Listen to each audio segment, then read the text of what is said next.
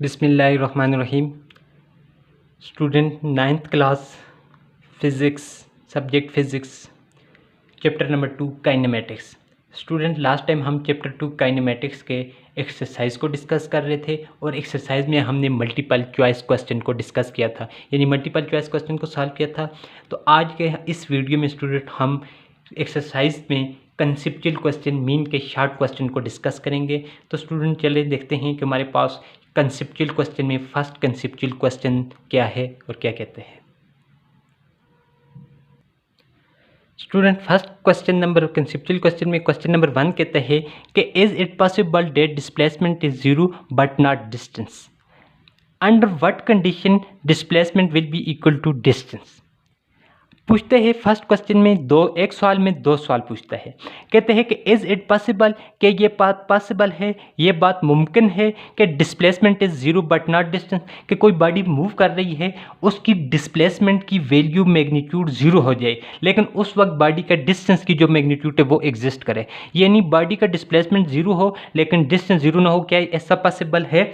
दूसरे पार्ट में पूछता है कि under what condition displacement will be equal to distance, के वो कौन सी कंडीशन है जब बॉडी का डिस्प्लेसमेंट बराबर हो जाए डिस्टेंस के, यानी डिस्प्लेसमेंट की मैग्नीट्यूड और डिस्टेंस की मैग्नीट्यूड एक दूसरे के बराबर हो जाए। यानी एक क्वेश्चन में वो दो पार्ट पूछ लेता है कि पहली बात कि डिस्प्लेसमेंट जीरो हो, डिस्टेंस जीरो ना हो, ये बात पॉसिबल है। दूसरा ये बात पूछते हैं कि वो कौन सी कंडीशन है कि जब बॉडी का डिस्टेंस जो है वो डिस्प्लेसमेंट के बराबर हो जाए। तो हम स्टूडेंट देखते हैं, इसका आंसर एक्सप्लेन करते हैं। तो स्टूडेंट इस चैप्टर को जब हम डिस्कस कर रहे थे तो हमने इसमें डिस्टेंस और डिस्प्लेसमेंट को ब्रीफली डिस्कस किया था। डिस्टेंस का हमने कहा था कि total path covered in any direction, total path covered in any direction, that is called distance. और डिस्प्लेसमेंट का हमने कहा था कि least distance between two point in a particular direction, यानी दो पॉइंट के दरमियान कम से कम जो फासला होता है वो बॉडी का डिस्प्लेसमेंट कहलाता है।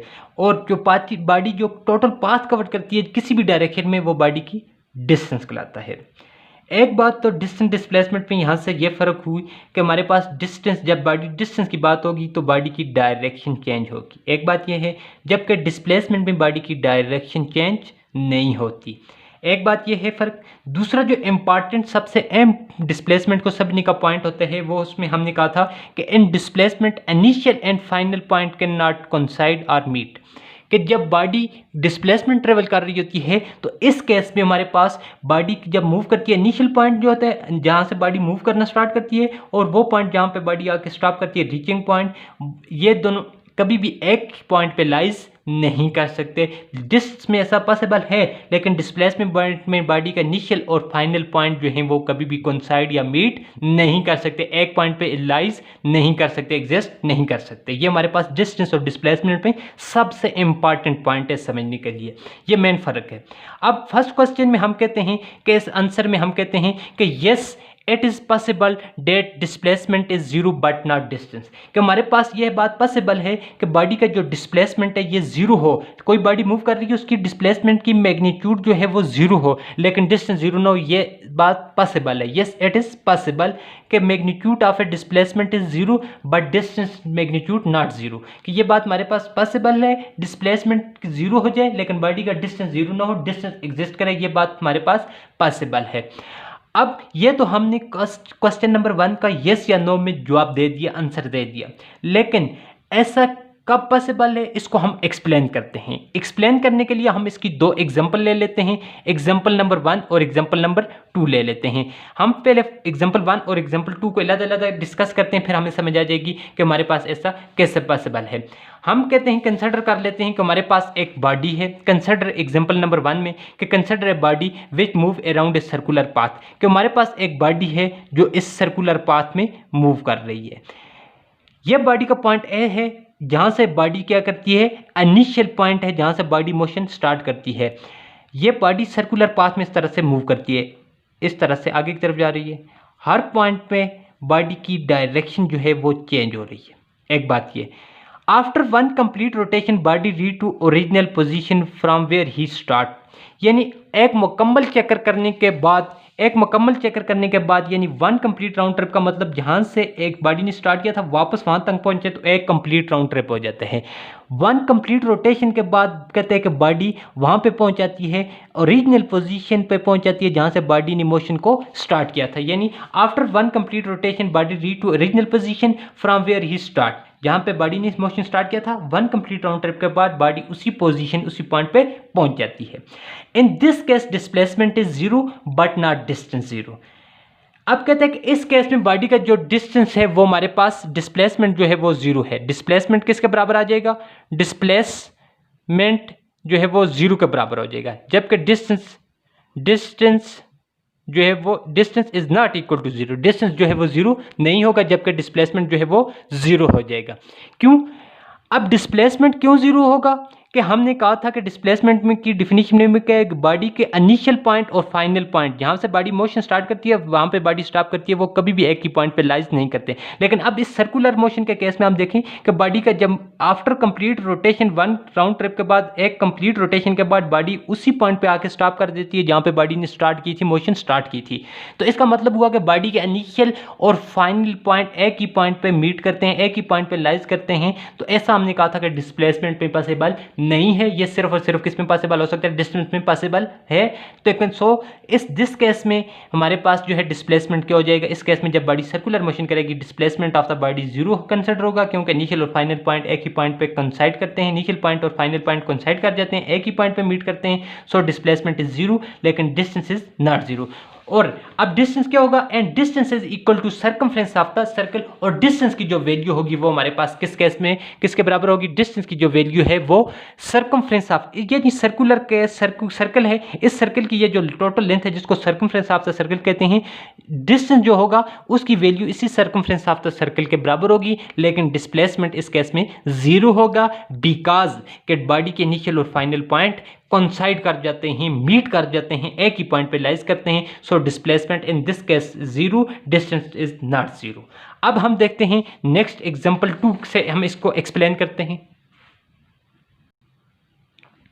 अब एग्जांपल नंबर 2 में हमारे पास एक रेक्टेंगुलर पाथ है, that is A B C D A body. In given figure body move along a rectangular path है बी सी डी ए। इस गिवन फिगर जो हमने ड्रॉ की इसमें बॉडी रेक्टेंगुलर पाथ है बी सी डी ए में move करती है, यानी बॉडी ए से मूव करके बी की तरफ जाती है, बी टूवर्ड सी मूव करती है, एंड सी टूवर्ड डी, और फिर अगेन डी टूवर्ड मूव करके ए की तरफ जाती है। जब बॉडी इस रेक्टेंगुलर पाथ में मूव कर रही है तो and final reach point A again, जब मोशन के दौरान बॉडी वापस पॉइंट ए पे दोबारा उसी पॉइंट पे पहुंच जाती है जहां से बॉडी ने मोशन स्टार्ट की थी, and reach point A again, दोबारा पॉइंट ए पे पहुंच जाती है, रीच कर जाती है। In this case displacement is zero and distance not zero. इस केस में भी बॉडी का हमारे पास जो है डिस्प्लेसमेंट जो है वो जीरो हो जाएगा, डिस्टेंस जीरो नहीं होगा। डिस्प्लेसमेंट इसलिए जीरो होगा कि इनिशियल पॉइंट और फाइनल पॉइंट जो बॉडी के हैं वो दोनों मीट कर जाते हैं, एक ही पॉइंट पे लाइज करते हैं। जब हमने कहा था कि इनिशियल और फाइनल पॉइंट एक ही पॉइंट पे लाइज करें, मीट कर जाए, इनिशियल पॉइंट भी बॉडी का वही और जहाँ से बॉडी ने मोशन स्टार्ट किया, और फाइनल पॉइंट भी जब बॉडी वापस उसी पॉइंट पे पहुंच जाए, तो इस केस में बॉडी का डिस्प्लेसमेंट जीरो होता है, क्योंकि बॉडी जब डिस्प्लेसमेंट होता है तो डिस्प्लेसमेंट में इनिशियल और फाइनल पॉइंट अलग अलग एग्जिस्ट करते हैं। तो सो इस केस में डिस्प्लेसमेंट जीरो है, डिस्टेंस जीरो नहीं है। तो सो हम कह सकते हैं from example number 1 and example number 2 we can conclude that के displacement of a body is zero but distance not zero, कि ये हम कह सकते हैं कि इट इज़ पॉसिबल है कि हमारे पास के बॉडी का डिस्प्लेसमेंट की मैग्नीट्यूड हमारे पास जीरो हो लेकिन डिस्टेंस की मैग्नीट्यूड जीरो ना हो। तो ये दोनों केसेस में हमने देखा कि सर्कुलर के केस में भी और रेक्टेंगुलर के केस में भी, कि जब बॉडी रेक्टेंगुलर पाथ में मूव कर रही है या बॉडी सर्कुलर का पाथ में मूव कर रही है, इन दोनों केसेस में बॉडी की डिस्प्लेसमेंट की मैग्नीट्यूड जो है वो तो जीरो आ रही थी हमारे पास, लेकिन डिस्टेंस की वैल्यू जो है वो हमारे पास एग्जिस्ट कर रही थी, डिस्टेंस जीरो नहीं हो रहा था। तो हम सो कह सकते हैं कि डिस्प्लेसमेंट जीरो हो सकता है लेकिन डिस्टेंस बॉडी का कभी भी जीरो नहीं हो सकता।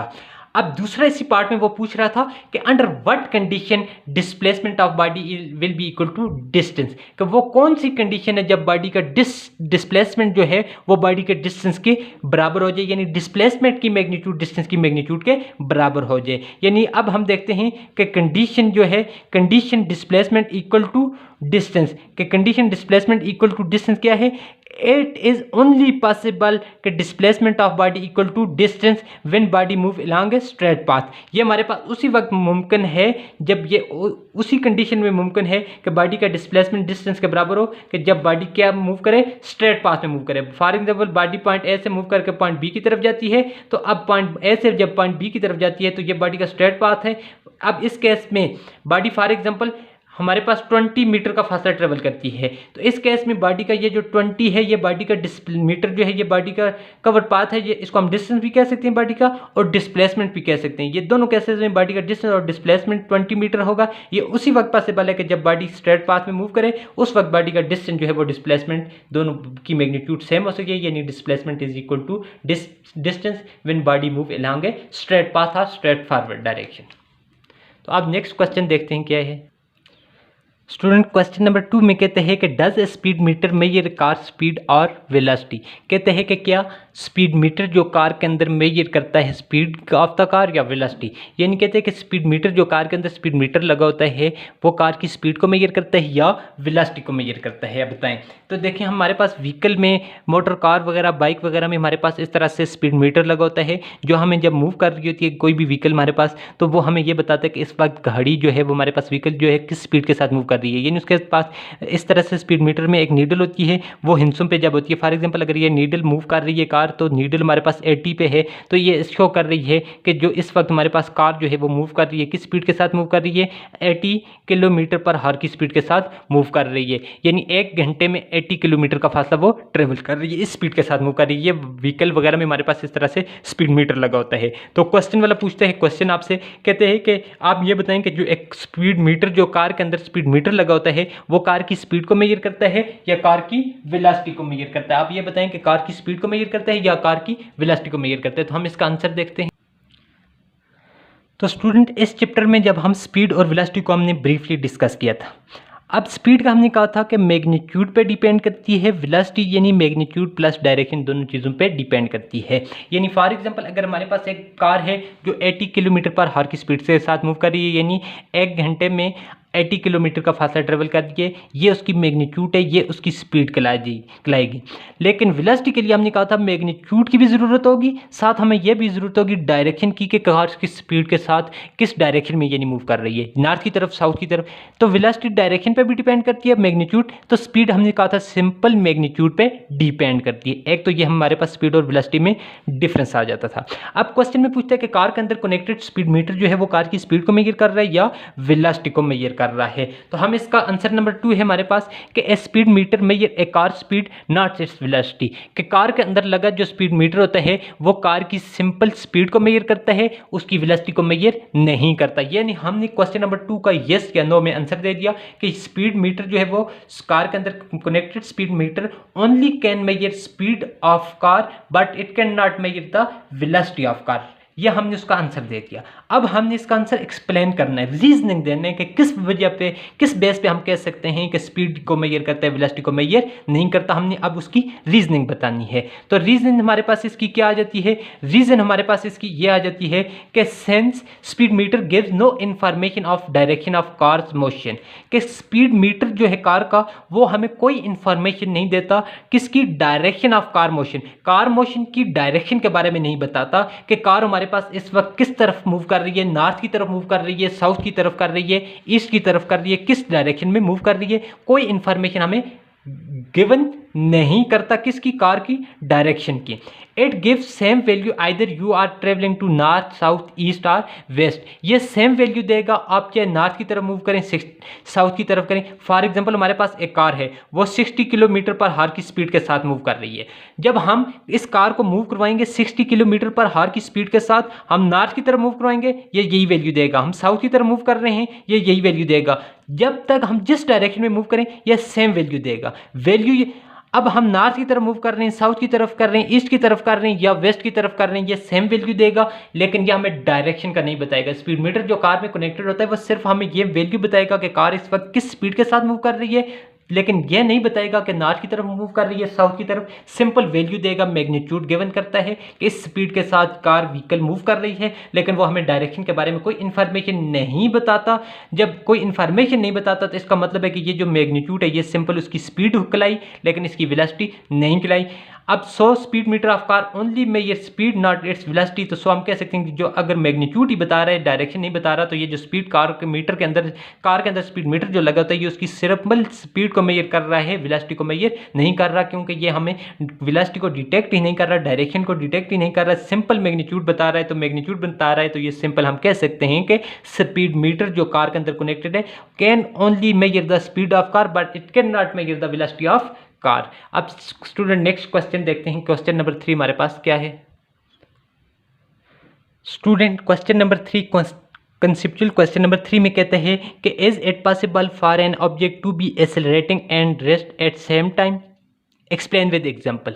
कहते हैं कि इज इट पॉसिबल, ये क्या ये बात पॉसिबल है, क्या ये बात मुमकिन है कि an object to be an accelerating, कि एक ऑब्जेक्ट एक्सेलरेट कर रहा है यानी उसके अंदर एक्सेलरेशन प्रोड्यूस हो रहा है, एंड एट रेस्ट, और वो रेस्ट में भी हो एट ए सेम टाइम, एक ही वक्त में। यानी क्या है कि पूछता ये है क्वेश्चन वाला कि क्या ये बात पॉसिबल है कि एक ही वक्त में हम कहें कि एक ऑब्जेक्ट रेस्ट में भी है और उसके अंदर एक्सेलरेशन भी प्रोड्यूस हो रहा है, यानी ऑब्जेक्ट रेस्ट में है और उसके अंदर एक्सेलरेशन भी प्रोड्यूस है। क्या ये बात पॉसिबल है?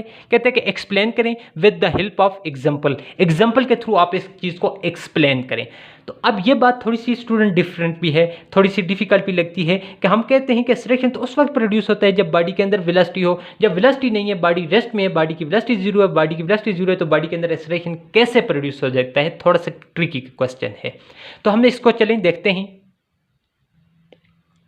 स्टूडेंट आंसर नंबर 3 में हम कहते हैं कि yes a body have acceleration when object is at rest. कहते हैं कि ये बात यस इट इज़ पॉसिबल, ये बात मुमकिन है, ऐसा हो सकता है कि बॉडी हैव एन एक्सेलरेशन, कि बॉडी एक्सेलरेशन रखती हो, उसके अंदर एक्सेलरेट कर रही हो यानी उसके अंदर एक्सेलरेशन प्रोड्यूस हो रहा हो, लेकिन बॉडी ऑब्जेक्ट रेस्ट में भी हो, ये बात पॉसिबल है। लेकिन अब हमने इसको एक्सप्लेन करना है थ्रू द एग्जांपल, एग्जांपल के थ्रू हमने एक्सप्लेन करना है। एक्सप्लेनेशन क्या है कि हम कंसिडर कर लेते हैं कि when we throw a ball vertically upward at maximum height ball stop, so velocity of ball will be zero. कहते हैं कि हम इसकी एक्सप्लेन कर लेते हैं इस तरह से कि ये हमारे पास एक ग्राउंड सरफेस है, ये हमारे पास एक ग्राउंड सरफेस है। इस ग्राउंड सरफेस से हम एक बॉल है, इसको when we throw a ball vertically upward, एक हम बॉल है उसको वर्टिकली अपवर्ड ऊपर की डायरेक्शन में हम क्या करते हैं? थ्रो करते हैं। ये अब बॉल है ऊपर की तरफ जा रही है, ये बॉल है हमारे पास, इसकी इनिशियल वेलोसिटी वी के साथ हमने इसको ऊपर की तरफ मूव किया, ये मैक्सिमम हाइट तक जाती है, ये इसकी मैक्सिमम हाइट तक पहुंचती है, यहाँ तक पहुंची है, मैक्सिमम हाइट पे पहुंची है। अब एट मैक्सिमम हाइट, जब ये मैक्सिमम हाइट पे पहुंच जाती है, बॉल स्टॉप, बॉल क्या कर जाती है? स्टॉप कर जाती है। सो वेलोसिटी ऑफ बॉल जीरो। जब देखें वेलोसिटी जो है बॉल स्टॉप करती है, बॉल जो है वो हमारे पास स्टॉप हो जाती है, लेकिन याद रखें कि थोड़ी सी देर के लिए स्टॉप होती है, बॉल स्टॉप हो जाती है। जब बॉल स्टॉप होती है तो वेलोसिटी हमारे पास, कोई भी ऑब्जेक्ट अगर रेस्ट में है यानी स्टॉप है, रेस्ट है, स्टेशनरी हालत में है, तो उसकी वेलोसिटी फिर हम क्या कंसिडर करते हैं? वेलोसिटी ऑलरेडी उसकी जीरो हो जाती है, वेलोसिटी जीरो है, stop, so velocity of ball zero at that time. उस वक्त बॉल की जो हमारे पास वेलोसिटी है वो क्या हो जाती है? जीरो हो जाती है। Object become at rest for short time, उस वक्त जो ऑब्जेक्ट है हमारे पास, ये बॉल है, ये रेस्ट में आ जाते हैं, लेकिन कैसे? थोड़े से टाइम के लिए रेस्ट में आ जाते हैं। Acceleration exist in body called acceleration due to gravity equal to 9.8 metre per second square. लेकिन कहते हैं कि जब बॉल रेस्ट में आता है, थोड़े से टाइम के लिए रेस्ट में आता है, इस दौरान हम कहते हैं कि बॉल जो है वो स्टॉप कर जाता है, रेस्ट में आ जाते हैं, उसकी वेलोसिटी जीरो हो जाती है, लेकिन वेलोसिटी जीरो हो जाती है, स्टॉप हो जाते हैं, बॉल रेस्ट में आ जाते हैं। वेलोसिटी जीरो है तो वो रेस्ट में है, रेस्ट में है तो, लेकिन एक्सेलरेशन फिर भी बॉल के अंदर प्रोड्यूस हो रहता है, किसकी वजह से? कि हमने पढ़ा था due to force of gravity उसके अंदर एक्सेलरेशन प्रोड्यूस होता है, कि हमने कहा था कि force of gravity her object पे हर वक्त एक्ट कर रही होती है। जब हम ऑब्जेक्ट को ऊपर की तरफ फेंक रहे होते हैं तो उसके अंदर फोर्स ऑफ ग्रेविटी एक्ट कर रही होती है, तो वो जब थोड़े से वक्फे के लिए स्टॉप करता है या हाईएस्ट पॉइंट पे पहुंच के थोड़ा सा रुक कर फिर नीचे की तरफ आता है बॉल, थोड़ा सा रुकता है, थोड़े से very short interval of time, फिर उसके बाद वो बाल नीचे की तरफ आता है। लेकिन जब वो थोड़े से टाइम के लिए, शॉर्ट टाइम के लिए यहाँ पे रेस्ट करता है, उस वक्त ये बाल रेस्ट में आ जाते हैं। लेकिन एक्सेलरेशन, फोर्स ऑफ ग्रेविटी तो उस पर फिर भी एक्ट कर रही होती है। उस दौरान भी फोर्स ऑफ ग्रेविटी की वजह से उसके अंदर एक्सेलरेशन प्रोड्यूस होता है, जिसकी मैग्नीट्यूड हमारे पास 9.8 मीटर पर सेकंड होती है।